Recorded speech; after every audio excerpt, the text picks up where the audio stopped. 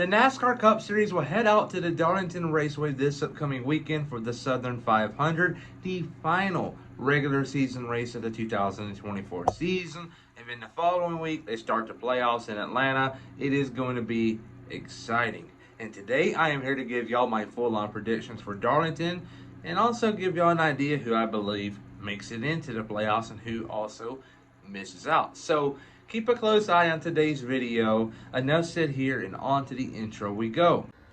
I'm Chase Briscoe, driver number 14 Ford Mustang for Stewart Haas Racing, and you're watching William Blackwell on YouTube.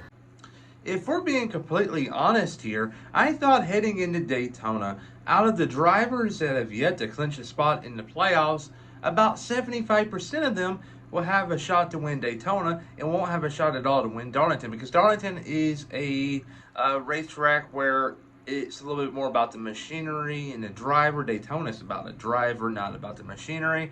And it's going to favor your quicker cars, your Hendrick Motorsports, your Joe Gibbs Racing. Then you got the whereabouts of Trackhouse Racing, and then a few other teams, 2311 Racing and RFK Racing. So it's going to be the top teams that dominate this weekend. It's not going to be like this past weekend where we saw Harris and Burton stealing the win, getting the Wood Brothers' 100th win.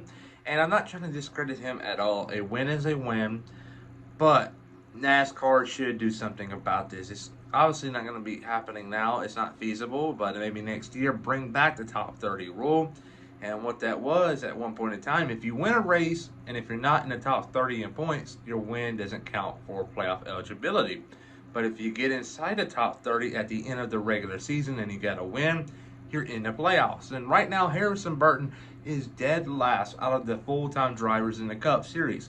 He is still behind Zane Smith. And for being honest here, Zane Smith really doesn't deserve another shot next year. He has to go back in Xfinity and work his way back up, in my opinion. But it seems to be he's going to go to front row. Not a big fan of it. But time will tell there. Harrison Burton, a win in Daytona is big. But I'm going to say this is something similar to Chase Briscoe winning Eldora a couple of years ago.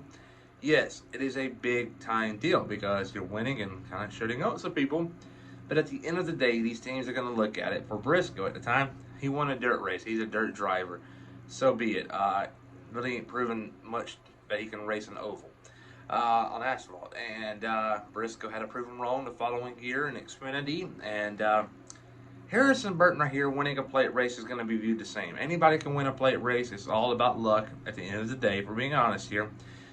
So this really don't determine and mean that Harrison Burton, hey, he's a NASCAR Cup Series winner, so he is going to be automatically a contender next year regardless of who he's with. It hasn't been the case with Wood Brothers. And Wood Brothers are going to be a championship contender next year with Josh Berry. So we all know what's going on, but the media is going to tell the stories that they want people to hear. So there you go. Harrison Burton is going to be a 3-and-out in the playoffs in the first round. Has no shot of making it to the round of 12. If he does, I'll be very surprised. All right here, but winning Darlington, though, will be the one car of Ross Chastain. Ross Chastain headed into Daytona with a little bit of optimistic, if you will, because there was a likelihood at least 2 out of the 3, if not all 3 drivers being involved in a wreck on the bubble. You got Chris Buescher, Bubba Wallace, and Ross Chastain. So they all had mixed feelings. And next thing you know, the big one strikes early. Ross Chastain was in it, and the night went on. He still continued. Bubba Wallace was in a wreck. Chris Buescher had his moments. And you really don't know at this point in time. And we saw Harrison Burton getting the win. And the situation right now is pretty clear. Chris Buescher, if he doesn't suck this Sunday, he's going to get in, but he doesn't need a new-time winner. And Chastain is going to be it. So Chastain is going to get in. Martin Truex Jr. is obviously going to make it in. He is pretty high up there in points, so he is feeling pretty good about himself. And Ty Gibbs is going to make it in. But second place in the race will be Denny Hamlin. Third place will be Chris Buescher. And my big surprise at the race weekend will be Harrison Burton. This is one of his better tracks.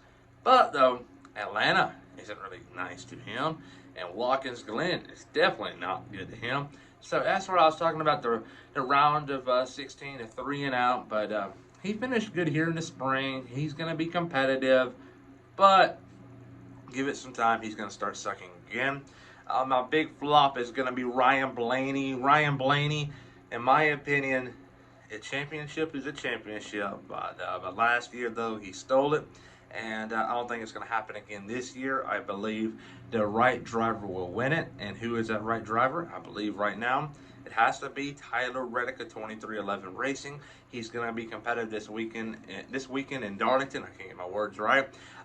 So we'll see what happens moving forward. But there you go. Ross Chastain wins and makes it into the playoffs. Please like and subscribe.